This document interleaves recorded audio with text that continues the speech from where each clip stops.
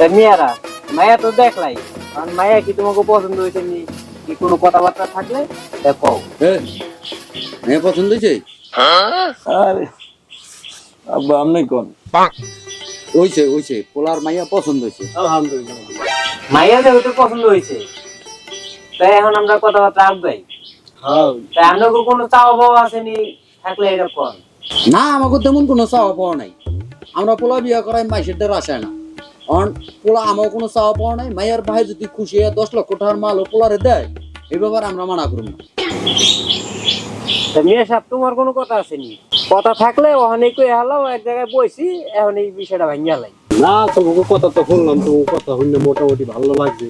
পোলাও সামনাসামনি দেখলাম, পোলাও তো দেখতে তো খারাপ না। আর হ্যাঁ গো, যেহেতু কোনো কিছু চাওয়ার নাই, তাই মায়া যেহেতু আমরা দিমু, দু চারানা জিনিস তো দেওয়াই লাগে। ওইটা আমরা নিজেরা মিল করে দেবো, ওটা কোনো সমস্যা নেই। ওটা তোমার লাগে ইম্পোজ পরামর্শ করি না, পরে তোমার আমি জানাই দিব যেটা আমরা কি দিব না দিব। এটা আছে বুঝ পরামর্শ করবো না, ওখানে আমরা হ্যান্ড কেজার কথাবার্তা আছে এটি হাইরে দেবো। মাশাআল্লাহ মাশাআল্লাহ মাশাআল্লাহ। তাই মিয়া সাহেব, হুম। তাই এক জায়গায় যেহেতু বইছি, তাই দেন মোহরের কথাটা ভেঙে গেল। এটা একটা গুরুত্বপূর্ণ হ্যাঁ, দেন মোহরের বিষয়টা ভাঙ্গো, মাইয়ার বাহিরে জিগাও এ কি কয়, কত দেন মোহর বাংলার সুবিধা। তাই তোমার কয়টা বানলে সুবিধা হয়? আমার টাকা পয়সা তো আর অতগুলো বিষয় না। ঘটনা হয়েছে মাইয়া এখানে দিমু, পোলা আমাকে পছন্দ হয়েছে, পোলা সরকারি চাকরি করে আল্লাহ দিলে। দেখে সম্বন্ধ কিন্তু বহুত জায়গা তো নাইছে, আল্লাহ দিলে ইতালির তো নাইছে, এই সৌদির তো নাইছে, আমেরিকা আর বহুত, মানে তুমি তো জানো, তুমি তো বড় সম্বন্ধ লয়ে আইছো, জানো না তুমি? অত কথা না, এই একটু যাতে সিকিউরিটির দেন মহতে তো আমারই কিছু নেই, একটা সিকিউরিটি। তাই আমার মাইয়া তোর অতগুলো হালাই নামে না, সিকিউরিটি হিসাবে আমি বেশি না 20 লাখ টাকা দাবি করলাম জন্ম। এটা আমি আশা করি যে ওলা পক্ষ এটা পারবো। না, এটা ঠিকই আছে, তুমি কমই চাইছাও।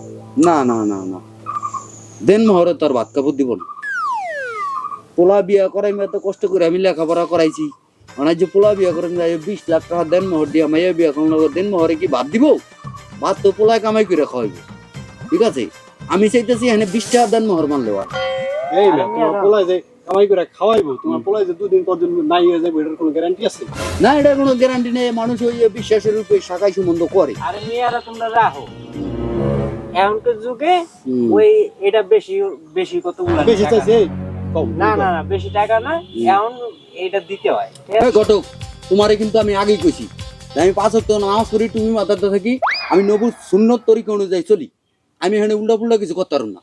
এখানে পোলা বিয়া করেন, তুমি খবর লও নবীজির সাহাবীরা কয়টা দিন মোহরটা বিয়া করছে, আমি সেই পরিমাণটা হাই দিই।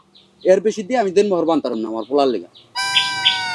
আর মেয়ে তুমি একটু ইনসাফ করা হইবে, সরকারি চাকরি করে কয় টাকা বেতন পায়?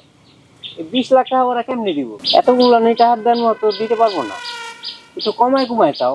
যা, তুমি ঘটক মানুষ, তোমার যেহেতু টাকতে হইতেছে, এখন তুমি একটু কথা কইছো, তোমার কথা তো রাহাল লাগে। সমস্যা নেই, ওটা যে সময় লেখাইবো দেন মোহর, ওই সময় আমি আর 5,000 টাকা কম করে লেখাই দিব। 5,000? আর মেয়ে তুমিও একটু বলবি নড়ো। যা আত্মীয় যেহেতু করুম, এনে বেশি বাজাবাজি করে লাভ নেই। তুমি যেহেতু এত কথা কইলা, আমি তো 20 টাকার কথা কইছি, যাও দেন মোহর না আর আড়ানা বাড়াই দিও। মিয়া কি আড়ানা সাইডানা দরবার লই যাও, এমন ড্রাইভারি মিয়া আমার জীবনেও করিনি। তাই নশা মিয়া তুমিই কও। উপস্থিত সংগ্রামের সাথী ও বন্ধুগণ, এখানে উপস্থিত আছে আমার বাবা সম্মানিত ঘটক সাহেব, উপস্থিত আছেন আমার সম্মানিত হবু শ্বশুর মশাই। আসসালামু আলাইকুম। পেড়া তোর এখানে কি নির্বাচনে ভাষণ দিতে লেখা বলাইছে না কই? এখানে ও কুচা কাছে এখানে মানে দুই একটা কথা কইবো না, এখানে আডার বাসা ভাই আর গড়ক সভা আছে না, অতন কি জিগান নির্বাচন করতে করতে নষ্ট হয়ে গেছে গা বাবা।